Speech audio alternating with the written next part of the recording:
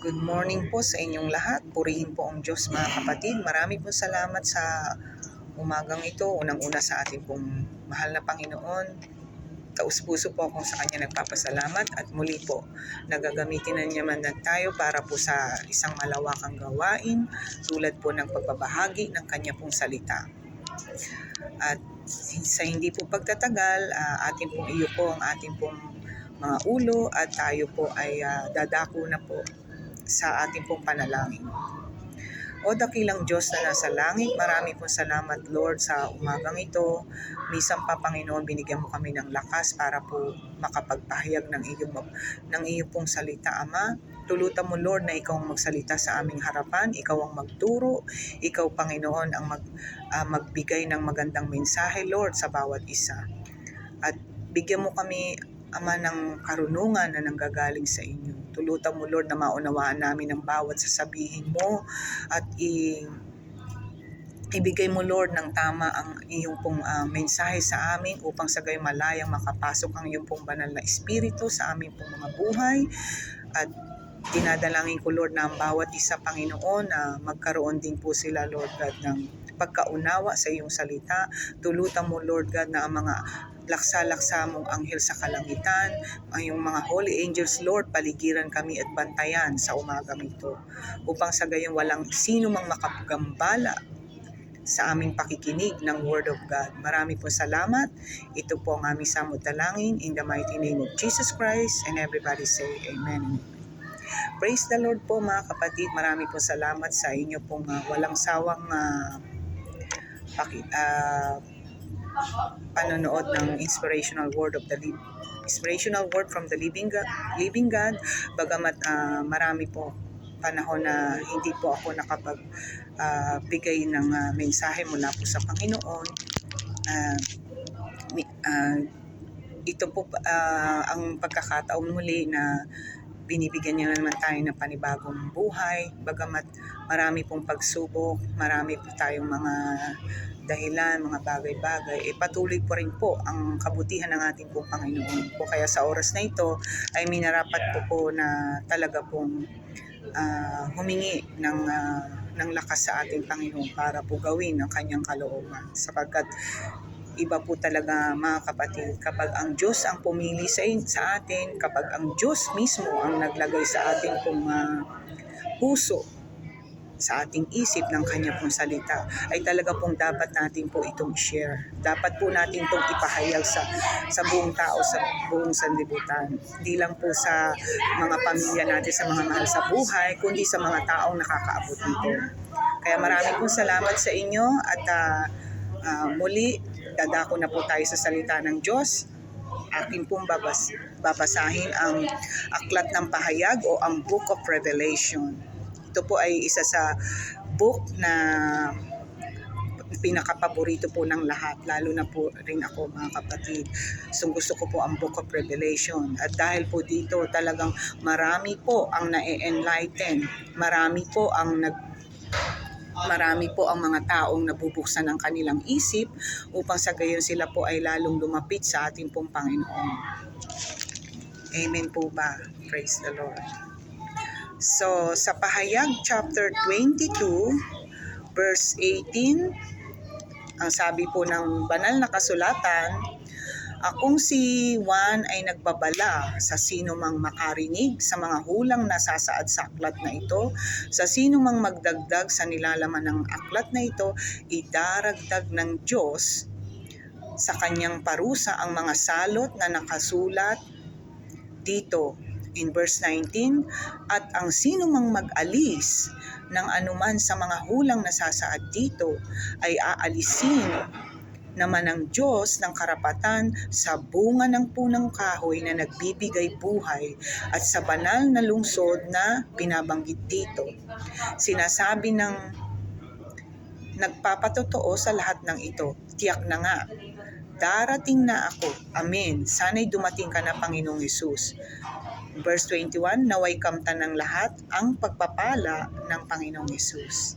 At basbasan po ng Diyos ang talatang ating pong binasa. Salamat po sa ating pong pakikinig. Sa oras na ito, ibibigay ko na po ang mensahe mula po sa ating pong Panginoon. Katulad po ng binanggit ng Biblia, dun daw po sa mga taong nagnanais na magbawas o magdagdag ng kanyang salita na ipinahayag niya sa mga prophets nung unang panahon at hanggang ngayon dito po sa New Testament ng magkatawang tao ang ating pong Panginoong Hesus, ipinahayag po ng ating pong Diyos na buhay na yung kanya pong mga pangako at yung mga tagubilin niya, mga kapatid. So, yung pong sinasabi ng ating pong Panginoon na kung sino man daw po ang nagnanais na magbawas o tanggalin yung mga salita na nakaukit at nakatitik dito po sa aklat na ito, ay ibabawas din at aalisin din ang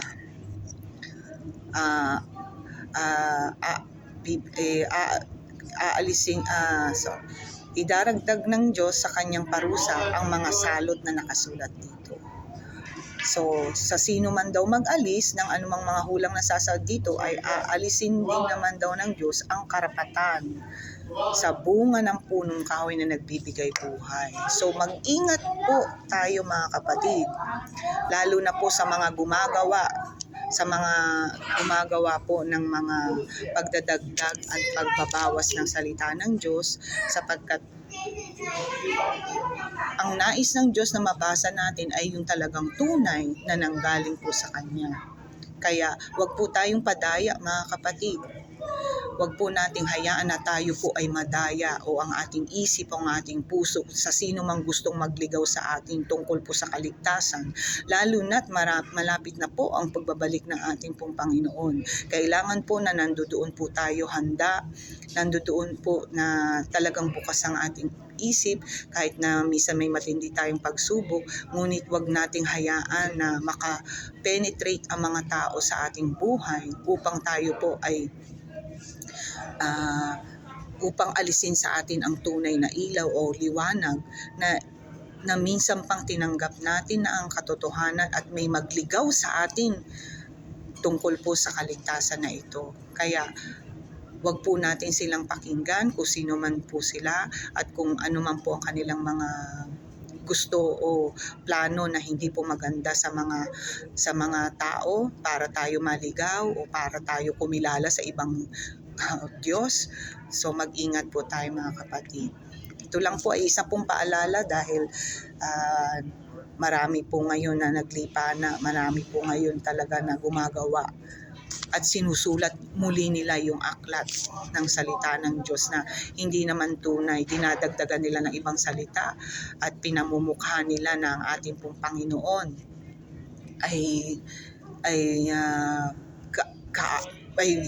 instead na tayo pinamumukha nila na sa mga tao na ang ating pong Panginoon ay kaaway natin, hindi natin hindi natin kasama o ano.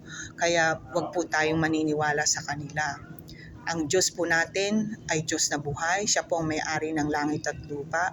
Siya rin ang gumawa at lumalang sa atin. Kaya matakot po ang sino man sa mga taong gustong pong mag-abala sa salita ng Diyos. Kung sila man po ay walang takot na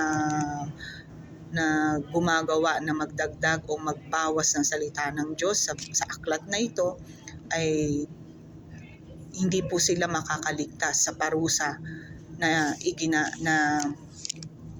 nakasaad po sa Bibliang ito, sapagkat idaragdag daw sa kanilang mga salot kapag dinagdagan nila ang salita ng Diyos o bawasin man nila ito sa kanila pong sariling kaparaanan, ay babawasin din, aalisin din po ang idaragdag din po yung kanila pong yung mga salot na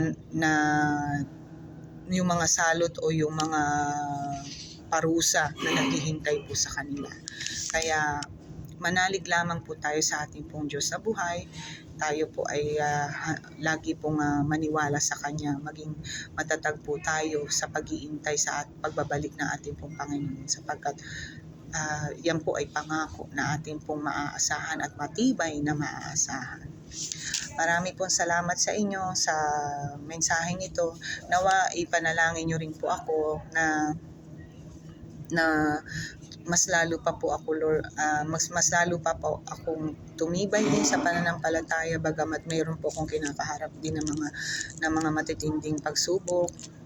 Ipanalangin niyo rin po ang aking pamilya, ang aking pong mga pinsan at ang mga pamilya ko din ngayon na talaga pong dumadanas ng hirap, at saka po yung mga may sakit at karamdaman. O sige po, iyuko na po natin ang ating pong mga ulo at tayo po ay dadako na po sa huling panalangin. O dakilang Diyos na nasa langit, marami po salamat Lord sa umagang ito. Salamat sa mensahe mo Lord na napakinggan namin.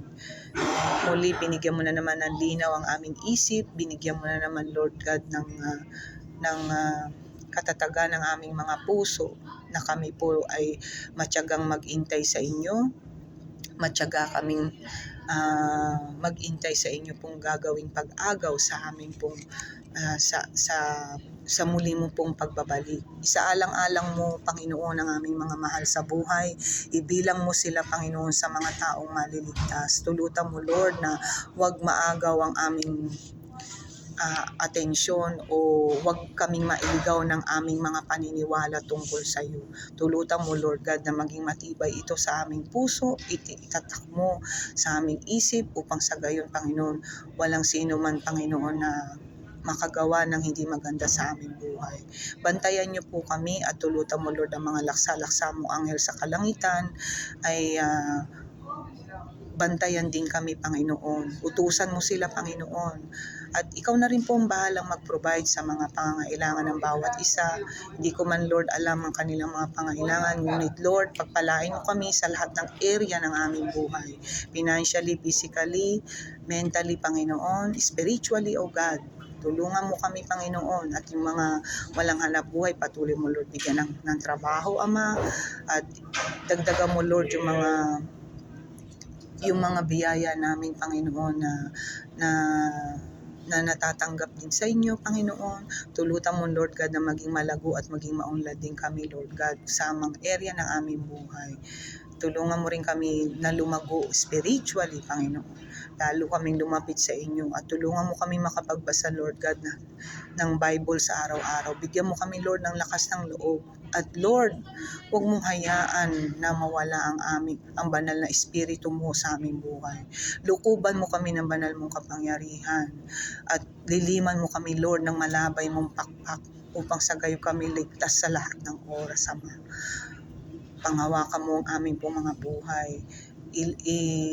I-guide mo kami sa aming mga daraanan, sa aming mga decision, sa aming pong mga pang-araw-araw na buhay at sa pangkasulukuyan. Tulutan mo, Diyos, na lagi ka namin makasama at lagi naming maramdaman na ang presensya mo, Lord, ay laging malapit sa amin.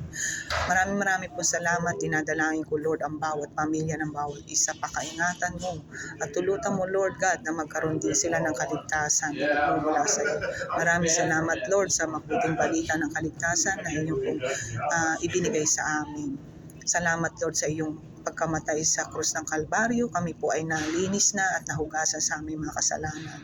Kaya humingi kami ng kapatawaran, Lord, sa mga nagagawa namin at sa mga paulit-ulit na nagagawa. Tulungan mo, Lord, na maging malinis din kami, Lord, sa inyo pong harapan. Gamitin mo kami mightily. Ito pong aming samot dalangin in the mighty name of Jesus Christ. Amen and amen. Salamat po mga kapatid sa pakikinig ng Word of God at nawa sa muli ay makapagdagdag muli tayo ng marami pang aralin mula po sa ating pong Panginoong Jesus. At kailangan po talaga natin ng matinding prayer kasi po hindi po natin ito magagawa kung kulang po tayo sa panalangin. Hindi rin po natin ito magagawa kung wala tayong lakas na nanggagaling sa ating Panginoon. Ang lahat ng bagay ay nanggagaling lang po sa Kanya. Hindi natin makukuhang umunlad sa buhay o maging panatag o maging masaya. Ang lahat po ng ito ay galing po sa ating Panginoon. Nagiging masaya tayo, nagiging maunlad tayo sa buhay dahil po sa Kanya. Siya po ang nagkakaloob. Sapagkat kung hindi niya po ito ipinagkaloob ay hindi po ito mangyayari ng ganap sa atin. Tanging ang kahabagan lamang po ng ating pong Panginoon, ng ating pong Diyos na buhay, ang siya pong nag-uudyok sa Kanya para po tayo pagpalain. Kaya marami pong salamat sa inyo mga kapatid. At hanggang dito naman po at huwag po kayo mawawala sa susunod po nating mga aralin. Marami pong salamat. At have a good day po.